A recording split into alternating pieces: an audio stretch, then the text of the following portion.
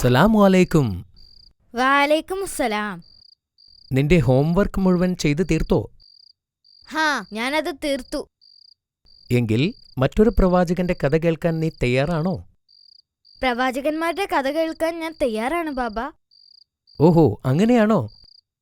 ഇൻഷാ അല്ലാ, എങ്കിൽ ഞാൻ നിനക്ക് ലൂത്ത് നബി അലൈഹിസ്സലാമിന്റെ കഥ പറഞ്ഞു തരാം. നീ റെഡിയാണോ അമീർ? അതെ. ബിസ്മില്ലാ.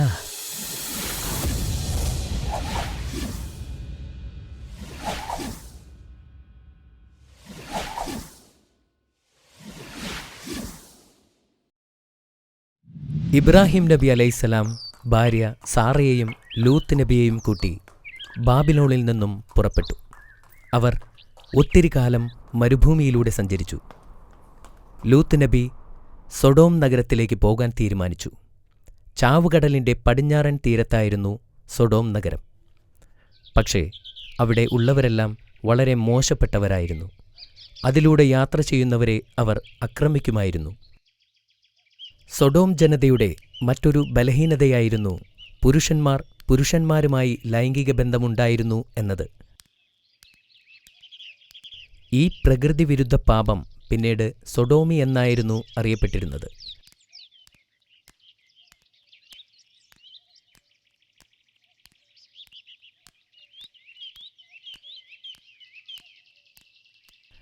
കുറ്റകൃത്യങ്ങളും പാപങ്ങളും ഉയരുമ്പോൾ ദൈവം തന്റെ ദൂതനായ ലൂത്ത് നബിയെ ഇസ്ലാമിക പ്രബോധനത്തിനു വേണ്ടി ആ ജനതയിലേക്ക് അയച്ചു. ഈ നീചപ്രവൃത്തികൾ ഉപേക്ഷിക്കുവാൻ ലൂത്ത് നബി അവരെ ഉപദേശിച്ചു. പക്ഷേ അവർ അത് ചെവിക്കൊണ്ടില്ല. ലൂത്ത് നബി പിന്നീട് അവരെ അള്ളാഹുവിൻ്റെ ശിക്ഷകളെക്കുറിച്ച് ഓർമ്മിപ്പിച്ചു. അപ്പോൾ അവർ ലൂത്ത് നബിയോട് നഗരം വിട്ട് പുറത്തു പോകുവാൻ ഭീഷണിപ്പെടുത്തി.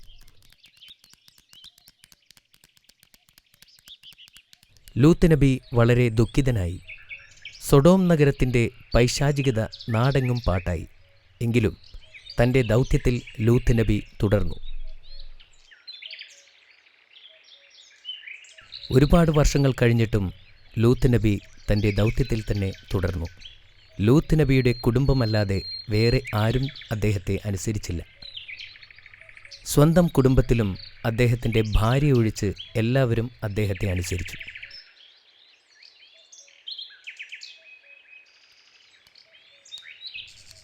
വളരെ കുറച്ചു പേർ മാത്രമേ അദ്ദേഹത്തിൻ്റെ വാക്കുകൾ കേട്ടുള്ളൂ.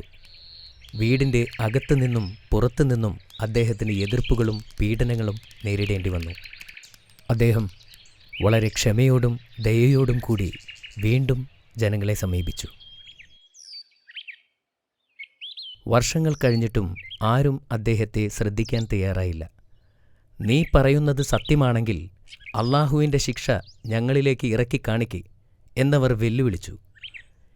എല്ലാ അവഗണനകൾക്കും ഒടുവിൽ ലൂത്ത് നബിക്ക് പ്രതീക്ഷ നഷ്ടപ്പെട്ടു.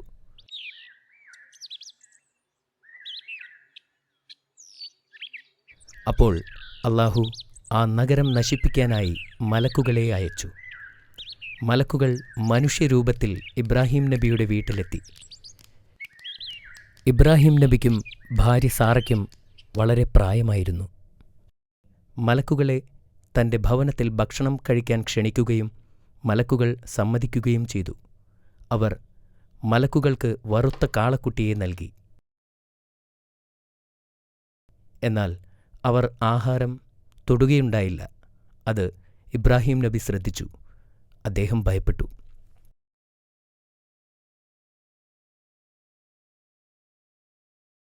അവർ മലക്കുകളാണെന്ന യാഥാർത്ഥ്യം ഇബ്രാഹിം നബിയെ അറിയിച്ചു. സാറ ഉടൻ തന്നെ ഗർഭിണിയാകുമെന്നും അവർ ഒരു കുഞ്ഞിന് ജന്മം നൽകുമെന്നും അവർ പറഞ്ഞു. ഈ വാർത്ത കേട്ടപ്പോൾ പ്രവാചകനും അദ്ദേഹത്തിൻ്റെ ഭാര്യയും സന്തോഷിച്ചു. നിങ്ങൾക്ക് ജനിക്കുന്ന പുത്രന് ഇസ്ഹാക്ക് എന്ന് പേരിടണം എന്ന് മലക്കുകൾ പ്രവാചകനോട് പറഞ്ഞു. എന്നിട്ട് മലക്കുകൾ സൊഡോം നഗരത്തിലേക്ക് നടന്നു. അവർ ആ നഗരത്തിലെത്തി. മലക്കുകളെ ആദ്യം കണ്ടത് ലൂത്ത് നബിയുടെ മകളായിരുന്നു. അവൾ നദിയിൽ നിന്നും വെള്ളം നിറച്ചുകൊണ്ടിരിക്കുകയായിരുന്നു. ആ സുമുഖരായ മനുഷ്യരെ കണ്ടപ്പോൾ അത്ഭുതപ്പെട്ടു. ഇത്രയും സുമുഖരായ ആളുകളെ അവൾ ഇതിനു മുമ്പ് കണ്ടിട്ടേയില്ലായിരുന്നു. ഇത്രയും ഭംഗിയുള്ളവർ ഭൂമുഖത്ത് ഉണ്ടെന്ന് പോലും അവൾക്ക് വിശ്വസിക്കാനായില്ല. ഇവിടെ വിശ്രമിക്കാൻ വല്ല ഇടവുമുണ്ടാകുമോ എന്ന് മലക്കുകൾ അവളോട് ചോദിച്ചു. ലൂത്ത് നബിയുടെ മകൾ അവരോട് അവിടെ തന്നെ നിൽക്കാൻ പറഞ്ഞു. കാരണം നഗരത്തിലെ നിവാസികൾ അവരെ കണ്ടാൽ അവരെ ഉപദ്രവിച്ചേക്കും എന്നവർ പേടിച്ചു. അവൾ വെള്ളമെടുക്കാനുള്ള കുടം അവിടെ ഉപേക്ഷിച്ച് വീട്ടിലേക്ക് ഓടി. അവൾ ലൂത്ത് നബിയോട് ചെന്ന് പറഞ്ഞു, നദിക്കരയിൽ 3 സുമുഖരായ ആളുകൾ വന്നിട്ടുണ്ട്. ഇത്രയും ഭംഗിയുള്ളവരെ ഞാൻ ഇതുവരെ കണ്ടിട്ടില്ല. ഇത് കേട്ട് ലൂത്ത് നബി ഭയപ്പെട്ടു. അദ്ദേഹം അവരുടെ അടുത്തേക്ക് ഓടിച്ചെന്നു. ആ വന്നിരിക്കുന്നത് മലക്കുകളാണെന്ന് അദ്ദേഹത്തിന് മനസ്സിലായില്ല. നിങ്ങൾ എവിടെ നിന്നാണ് വരുന്നത്? എങ്ങോട്ടേക്കാണ് പോകുന്നത്? ലൂത്ത് നബി അവരോട് ചോദിച്ചു. എന്നാൽ അതിനൊന്നും ഉത്തരം നൽകാതെ മലക്കുകൾ ചോദിച്ചു, ഇന്ന് താങ്കളുടെ വീട്ടിൽ ഞങ്ങൾക്ക് താമസിക്കാൻ അനുവാദം നൽകുമോ? ലൂത്ത് നബി ധർമ്മസങ്കടത്തിലായി. വീട്ടിൽ താമസിപ്പിച്ചാൽ അവർക്ക് വന്നേക്കാവുന്ന ആക്രമണങ്ങളെ ഓർത്ത് അദ്ദേഹം ഭയപ്പെട്ടു. എന്നാലും അവരെ നല്ലപോലെ സ്വീകരിക്കണം എന്ന ആഗ്രഹവും ലൂത്ത് നബിക്കുണ്ടായിരുന്നു. അദ്ദേഹം അവരോട് രാത്രി വരെ ആ നദീതീരത്ത് ആരുടെയും കണ്ണിൽപ്പെടാതെ മറഞ്ഞു നിൽക്കുവാനായി ആവശ്യപ്പെട്ടു.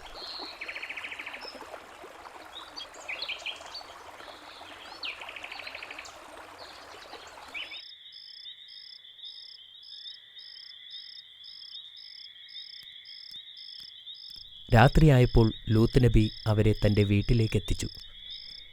ലൂത്ത് നബിയുടെ ഭാര്യ ഈ കാഴ്ച കണ്ടപ്പോൾ ആരോടും പറയാതെ വീട്ടിൽ നിന്നും പുറത്തു കടന്നു.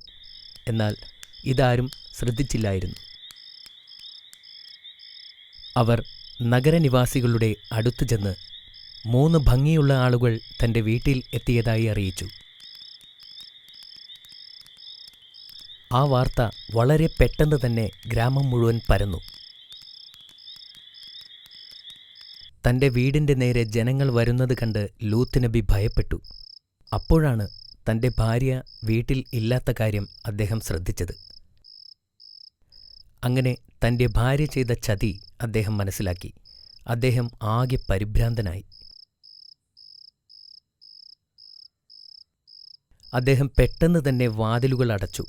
എന്നാൽ നഗരനിവാസികൾ വീടിന് മുന്നിൽ വന്ന് ബഹളം വച്ചു തുടങ്ങി. ലൂത്ത് നബി തൻ്റെ അതിഥികളെ വെറുതെ വിടാനായി അപേക്ഷിച്ചു. ലൂത്ത് നബിയുടെ വാക്കുകൾ അവർ ചെവിക്കൊണ്ടില്ല. അവർ അദ്ദേഹത്തെ പരിഹസിച്ചു. അവർ വാതിൽ പൊളിച്ച് അകത്ത് കടന്നു. ലൂത്ത് നബി മലക്കുകളെ സംരക്ഷിക്കാൻ ശ്രമിച്ചു.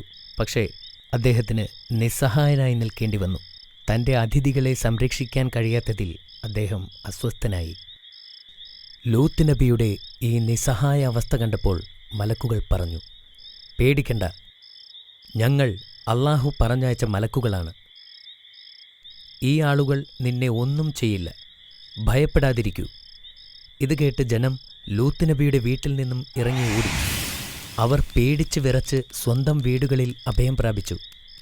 മലക്കുകൾ ലൂത്ത് നബിയോട് സൂര്യൻ ഉദിക്കും മുമ്പ് നഗരം വിട്ട് പുറത്തു പോകാൻ ആവശ്യപ്പെട്ടു.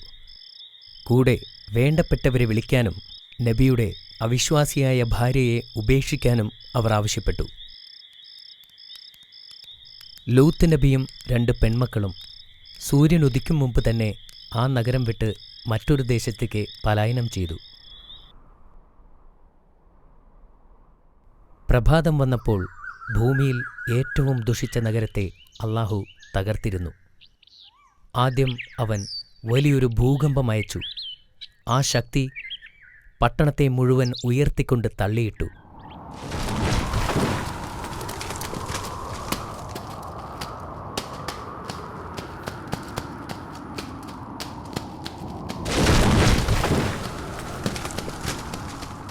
പിന്നെ അല്ലാഹു പട്ടണത്തിൽ ഒരു ചുഴലിക്കാറ്റിനെ അയച്ചു.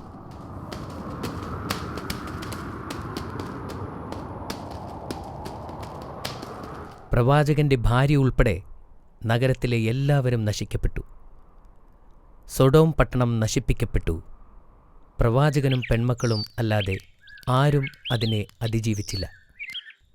ലൂത്ത് നബി തന്റെ അമ്മാവനായ ഇബ്രാഹിം നബിയെ കാണാനായി പോയി. അദ്ദേഹം അവരെ സന്ദർശിച്ച് സൊഡോമിൽ എന്താണ് സംഭവിച്ചതെന്ന് നബിയോട് പറഞ്ഞു. എന്നാൽ ഇബ്രാഹിം നബിക്ക് മലക്കുകൾ ഇതിനു മുമ്പേ തന്നെ എല്ലാ കാര്യങ്ങളും പറഞ്ഞുകൊടുത്തിരുന്നു. പിന്നീട് അവർ ഇരുവരും വർഷങ്ങളോളം ജനങ്ങളെ ഇസ്ലാമിലേക്ക് ക്ഷണിച്ചുകൊണ്ടേയിരുന്നു. കൊള്ളാം, വളരെ നല്ല കഥയായിരുന്നു ബാബ.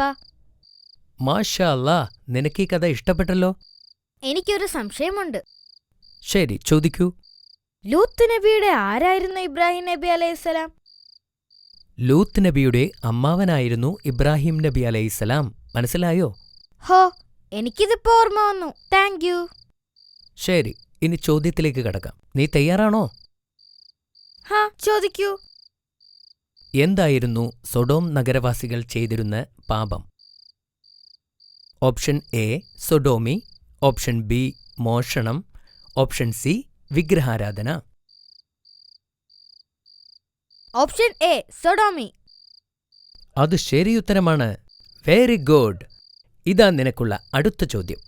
സൊഡോം നഗരത്തിലേക്കെത്തിയ 3 അപരിചിതർ ആരായിരുന്നു? അവർ മലക്കുകളായിരുന്നു. മാഷാ അല്ലാ, ശരിയുത്തരമാണ്. എന്നാൽ നമുക്ക് അടുത്ത ചോദ്യത്തിലേക്ക് കടക്കാം. സൊഡോം നഗരത്തിലെത്തിയ മലക്കുകളെ ആരാണ് ആദ്യമായി കണ്ടതെന്ന് പറയാമോ? ലൂത്ത് നബിയുടെ മക്കളാണ് മലക്കുകളെ ആദ്യം കണ്ടത്. വീണ്ടും ശരിയുത്തരമാണ്. എന്തുകൊണ്ടാണ് നബി മലക്കുകളെ വീട്ടിലേക്ക് ക്ഷണിക്കാത്തത്? അവരോട് രാത്രി വരെ കാത്തുനിൽക്കാൻ ആവശ്യപ്പെട്ടതെന്തിന്? അപരിചിതർ വളരെ സുമുഖരായിരുന്നു. സൊഡോമിലെ ദുഷ്ടരായ ആളുകൾ അവരെ കണ്ടാൽ ഉപദ്രവിക്കുമെന്ന് പ്രവാചകന് അറിയാമായിരുന്നു. അതുകൊണ്ടാണ് അദ്ദേഹം ഭയപ്പെട്ടത്. മാഷാ അല്ലാ, നീ മിടുക്കനാണ്. ഈ കഥ നിനക്ക് ഇഷ്ടപ്പെട്ടല്ലോ. യെസ്. ഇന്നത്തേക്ക് ഇത്രയും മതി. ഇൻഷാ അല്ലാ, ഞാൻ മറ്റൊരു പ്രവാചകന്റെ കഥ നിനക്ക് നാളെ പറഞ്ഞു തരാം.